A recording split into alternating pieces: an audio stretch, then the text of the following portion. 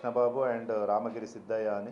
So ఈమె ఎక్కినప్పుడు ఈమెతో పాటు తన బేబీ కూడా 9 ఇయర్స్ బేబీ కూడా ఉంది.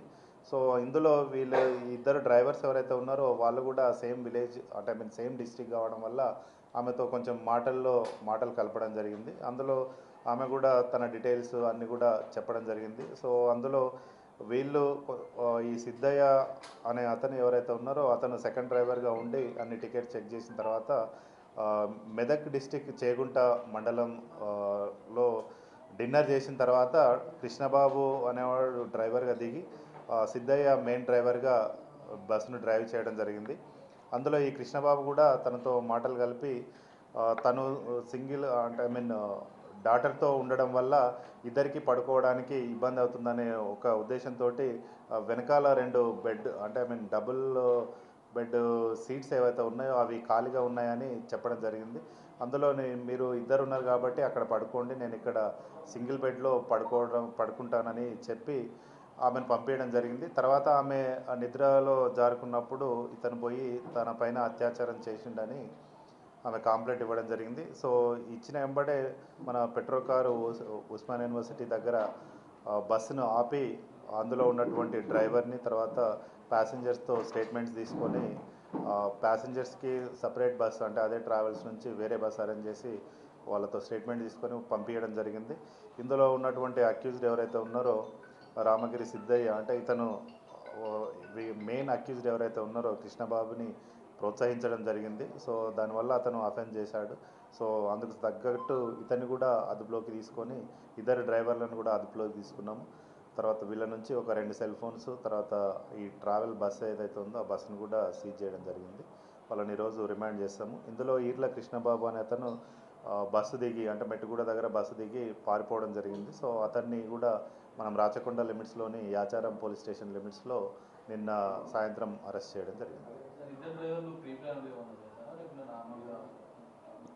ఇందులో ప్రీ ప్లానింగ్ అనేది ఏం కనబడట్లేదు. ఎందుకంటే ఆమె ఒంటరిగా ప్రయాణం చేయడం వల్ల సేమ్ డిస్ట్రిక్ట్ కావడం అట్లా మాటలు కొంచెం కలిసి దాని తర్వాత వాళ్ళు ఈ అఫెన్స్ అనేది చేయడం జరిగింది. రిలేషన్స్ అయితే ఇప్పటి వరకు అయితే మాకు రిలేషన్స్ అయితే ఏమీ లేవు. ఇప్పుడు మనకు కొత్త సెక్షన్ అంటే రేపు ఏదైతే ఉందో అది 64(1) BNS యాక్ట్. ఇతను కూడా అతన్ని ప్రోత్సహించినందుకు రీడ్ విత్ 49 కూడా పెట్టడం జరిగింది. అబౌట్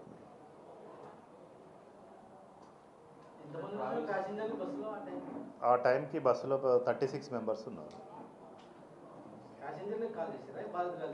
బాధితురాలే అంటే అక్కడ జరిగినటువంటి ఈ ఇన్సిడెంట్ ఏదైతే జరిగినప్పుడు ఆమె కొంచెం అరిసి పక్కన ఉన్న వాళ్ళను లేపడం జరిగింది. సో వాళ్ళు దేర్ సజెస్టెడ్ అంటే 100 డయల్ కాల్ చేస్తే పోలీస్ వాళ్ళు వచ్చి యాక్షన్ తీసుకుంటారనే ఉద్దేశంతో 100 డయల్కి కాల్ చేయడం జరిగింది. వాళ్ళు కాల్ చేసినప్పుడు వీడు ఏదో అవుతుంది అన్నట్టు వీడి బస్సు దిగి పారిపోయింది అనమాట. ఈ పారిపోవడానికి కూడా మెయిన్ ఈ సెకండ్ అక్యూజ్డ్ ఎవరైతే ఉన్నారో అతను కూడా సహాయం చేసింది కాబట్టి అతను కూడా ఇందులో తీసుకోవడం జరిగింది.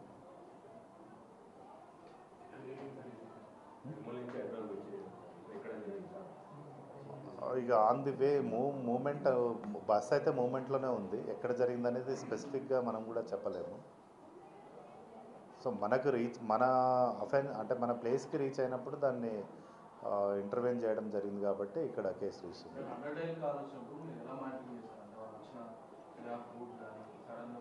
అంటే మాకు 100 డయల్ కాల్ వచ్చినప్పుడు ఇమీడియట్గా పోలీస్ స్టేషన్కి వస్తుంది. తర్వాత మెయిన్ కంట్రోల్ కూడా ఇన్ఫర్మేషన్ వెళ్తుంది అనమాట.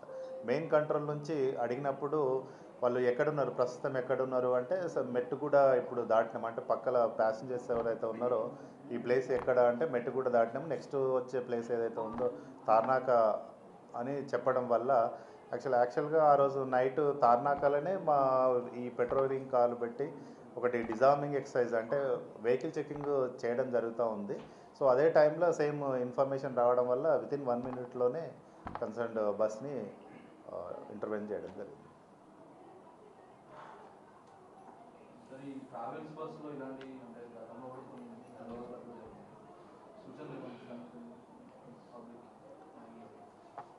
ఓకే, పబ్లిక్కి ఈ సందర్భంగా నేను కోరుకునేది ఏంటంటే వాళ్ళు ఎవరు కూడా ఒంటరిగా ప్రయాణించే మహిళలు మెయిన్లీ వాళ్ళు ఒంటరిగా ప్రయాణిస్తున్నప్పుడు పక్క ప్యాసింజర్స్ తోటి మంచిగా ఉండాలి. తర్వాత ఇట్లా అనాథరైజ్డ్ అంటే ఎవరైతే తెలియని పర్సన్స్ తోటి క్లోజ్గా మూవ్ కావడం కానీ, లేకపోతే వాళ్ళతో పరిచయాలు పెంచుకోవడం కానీ అట్లాంటివి చేయకూడదని సందర్భంగా అందరికీ కూడా విజ్ఞప్తి చేస్తాను.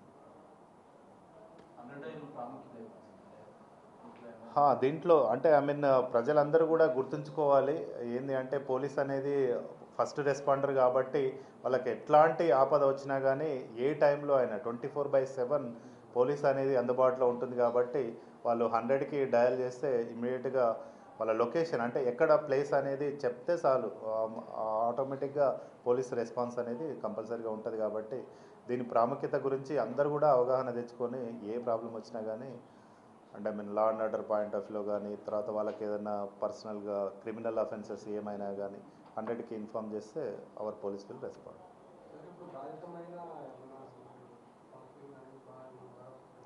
భరోసా సెంటర్కి ఆల్రెడీ పంపించడం జరిగింది. గాంధీ హాస్పిటల్లో మెడికల్ టెస్ట్ కూడా చేయించినాము. తర్వాత ఇప్పుడు 164 స్టేట్మెంట్ అంటే ప్రీవియస్ 164 ఇప్పుడు 79 ఓకే. అంటే జడ్జి మేజిస్ట్రేట్ ముందు కూడా స్టేట్మెంట్ తీసుకోవడం జరుగుతుంది యాజ్ పర్ చట్ట ప్రకారం. సో అందులో ఒక లేడీ మాట్లాడుతూ తను నిర్మల్ నుంచి ట్రావెల్ చేస్తుంటే ఈ బస్సులో తన పైన అత్యాచారం జరిగిందనేది ఇన్ఫర్మేషను. సో ఇమీడియట్గా డయల్ 100 కాల్ రిసీవ్ చేసుకున్నటువంటి ఉస్మాన్ యూనివర్సిటీ పెట్రో కారు ఏదైతే ఉందో అది ఇమీడియట్గా రీచ్ అయ్యి బస్సును ఆపి జరిగిన విషయం తెలుసుకోవడం జరిగింది. అందులో బస్సును ఆపినప్పుడు ఒక డ్రైవర్ మాత్రమే ఉన్నాడు.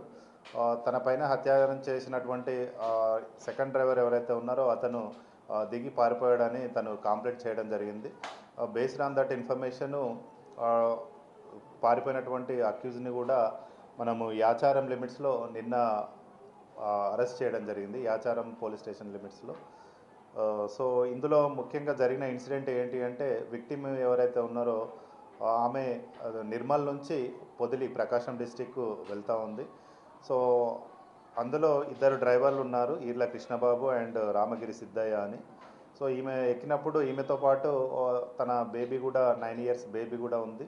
సో ఇందులో ఇద్దరు డ్రైవర్స్ ఎవరైతే ఉన్నారో వాళ్ళు కూడా సేమ్ విలేజ్ అంటే సేమ్ డిస్ట్రిక్ట్ కావడం వల్ల ఆమెతో కొంచెం మాటలు కలపడం జరిగింది. అందులో ఆమె కూడా తన డీటెయిల్స్ అన్నీ కూడా చెప్పడం జరిగింది. సో అందులో వీళ్ళు ఈ సిద్ధయ్య అనే అతను ఎవరైతే ఉన్నారో అతను సెకండ్ డ్రైవర్గా ఉండి అన్ని టికెట్ చెక్ చేసిన తర్వాత మెదక్ డిస్టిక్ చేగుంట మండలంలో డిన్నర్ చేసిన తర్వాత కృష్ణబాబు అనేవాడు డ్రైవర్గా దిగి సిద్ధయ్య మెయిన్ డ్రైవర్గా బస్సును డ్రైవ్ చేయడం జరిగింది. అందులో ఈ కృష్ణబాబు కూడా తనతో మాటలు కలిపి తను సింగిల్ అంటే డాటర్తో ఉండడం వల్ల ఇద్దరికి పడుకోవడానికి ఇబ్బంది అవుతుందనే ఒక ఉద్దేశంతో వెనకాల 2 బెడ్ అంటే డబుల్ బెడ్ సీట్స్ ఏవైతే ఉన్నాయో అవి ఖాళీగా ఉన్నాయని చెప్పడం జరిగింది. అందులో మీరు ఇద్దరు ఉన్నారు కాబట్టి అక్కడ పడుకోండి, నేను ఇక్కడ సింగిల్ బెడ్లో పడుకుంటానని చెప్పి ఆమెను పంపించడం జరిగింది. తర్వాత ఆమె నిద్రలో జారుకున్నప్పుడు ఇతను పోయి తన పైన అత్యాచారం చేసిండని ఆమె కంప్లైంట్ ఇవ్వడం జరిగింది. సో ఇచ్చిన వెంబడే మన పెట్రో కారు ఉస్మాన్ యూనివర్సిటీ దగ్గర బస్సును ఆపి అందులో ఉన్నటువంటి డ్రైవర్ని తర్వాత ప్యాసింజర్స్తో స్టేట్మెంట్స్ తీసుకొని ప్యాసింజర్స్కి సపరేట్ బస్ అంటే అదే ట్రావెల్స్ నుంచి వేరే బస్ అరేంజ్ చేసి వాళ్ళతో స్టేట్మెంట్ తీసుకొని పంపించడం జరిగింది. ఇందులో ఉన్నటువంటి అక్యూజ్డ్ ఎవరైతే ఉన్నారో రామగిరి సిద్ధయ్య అంటే ఇతను మెయిన్ అక్యూజ్డ్ ఎవరైతే ఉన్నారో కృష్ణబాబుని ప్రోత్సహించడం జరిగింది. సో దానివల్ల అతను అఫెన్స్ చేశాడు. సో అందుకు తగ్గట్టు ఇతన్ని కూడా అదుపులోకి తీసుకొని ఇద్దరు డ్రైవర్లను కూడా అదుపులోకి తీసుకున్నాము. తర్వాత వీళ్ళ నుంచి ఒక 2 సెల్ ఫోన్స్ తర్వాత ఈ ట్రావెల్ బస్సు ఏదైతే ఉందో ఆ బస్సును కూడా సీజ్ చేయడం జరిగింది. వాళ్ళని ఈరోజు రిమాండ్ చేస్తాము. ఇందులో ఈర్ల కృష్ణబాబు అనే అతను బస్సు దిగి అంటే మెట్టుగూడ దగ్గర బస్సు దిగి పారిపోవడం జరిగింది. సో అతన్ని కూడా మనం రాచకొండ లిమిట్స్లోని యాచారం పోలీస్ స్టేషన్ లిమిట్స్లో నిన్న సాయంత్రం అరెస్ట్ చేయడం జరిగింది. ఇందులో ప్రీ ప్లానింగ్ అనేది ఏం కనబడట్లేదు. ఎందుకంటే ఆమె ఒంటరిగా ప్రయాణం చేయడం వల్ల సేమ్ డిస్ట్రిక్ట్ కావడం అట్లా మాటలు కొంచెం కలిసి దాని తర్వాత వాళ్ళు ఈ అఫెన్స్ అనేది చేయడం జరిగింది. రిలేషన్స్ అయితే ఇప్పటి వరకు అయితే మాకు రిలేషన్స్ అయితే ఏమీ లేవు. ఇప్పుడు మనకు కొత్త సెక్షన్ అంటే రేప్ ఏదైతే ఉందో అది 64(1) బిఎన్ఎస్ యాక్ట్. ఇతను కూడా అతన్ని ప్రోత్సహించినందుకు రేట్ విత్ 49 కూడా పెట్టడం జరిగింది అబెట్మెంట్.